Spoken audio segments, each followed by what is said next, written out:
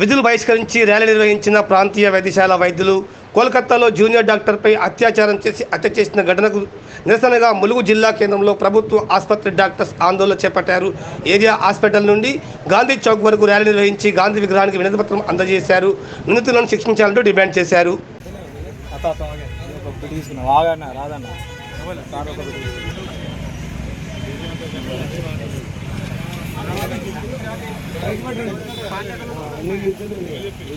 మాకు న్యాయం కావాలి. అమ్మాయిలపై అత్యాచారాలు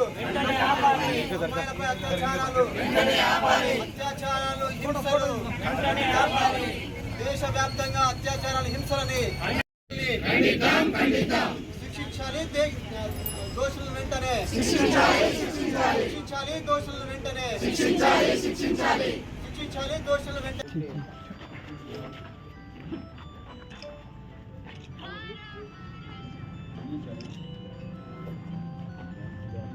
ఈ ఒక సంఘటన కాకుండా ఇంతకుముందు చెప్పినట్టు అన్ని రకాల సంఘటనల వెనుక ఎటువంటి రాజకీయ శక్తులను కూడా తక్షణమే వాళ్ళని శిక్షించాలని చెప్పి, ఈ జస్టిస్ అనేది డిలే కాకుండా చేయాలని చెప్పి, జస్టిస్ డినైడ్ కాబట్టి తక్షణమే ఫాస్ట్ ట్రాక్ కోర్టు ఏర్పాటు చేసి వాళ్ళకి మరణ శిక్ష విధించేటట్టు ఏర్పాటు చేయాలని చెప్పి మేము విజ్ఞప్తి చేస్తూ ఉన్నాం.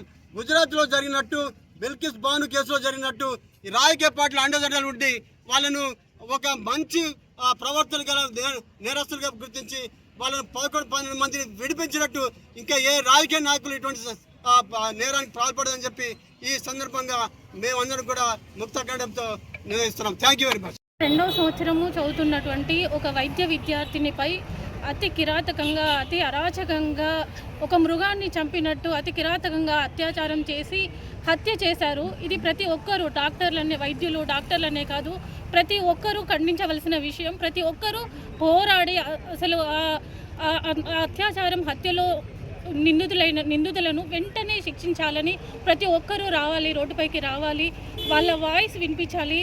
ఇప్పుడు ఒక హాస్పిటల్ అంటే ఒక దేవాలయంతో సమానం. దేవాలయంలోనే ఒక వర్కింగ్ ఉమెన్కి, ఒక డాక్టర్కి రక్షణ లేకపోతే బయట ఒక అమ్మాయి, ఒక అమ్మ, ఒక చెల్లి, ఒక చిన్న పిల్లలు వాళ్ళ పరిస్థితి ఎలా ఉంటుంది?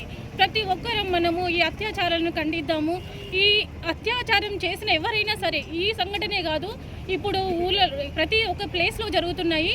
ఈ రేప్ జరిగిన ప్రతి వ్యక్తిని అన్బెయిలబుల్ వారెంట్ ఇవ్వాలి. కలకత్తాలో జరిగిన అత్యాచారానికి వ్యతిరేకంగా దేశమే కాదు ప్రపంచమంతా ర్యాలీలు తీస్తున్నారు.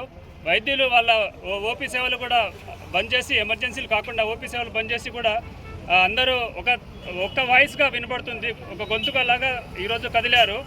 ఇది జరగడానికి ఒక దారుణమైన సంఘటన జరిగింది. కోల్కతాలో ఒక వైద్య విద్యార్థినిపై కొందరు అత్యాచారం చేసి అమ్మాయిని కిరాతకంగా చంపేయడం జరిగింది. కారణం ఏంటంటే అమ్మాయి చాలా అమాయకురాలు. ఆమె జూనియర్స్ కొందరు డ్రగ్స్కి ఇంకా వేరే యాంటీ సోషల్ యాక్టివిటీస్లో ఇన్వాల్వ్ అవుతుంటే వాళ్ళను హెచ్చరించడం జరిగింది. మీరు ఇలా చేయడం ఆపుకుంటే మీ మీద కంప్లైంట్ ఇవ్వాల్సి వస్తుందని హెచ్చరించడం జరిగింది. కానీ వాళ్ళు దాన్ని మార్చుకోక ఆమె మీదనే పగబట్టి ఆమెని చాలా కిరాతకంగా అత్యాచారం చేయడం జరిగింది.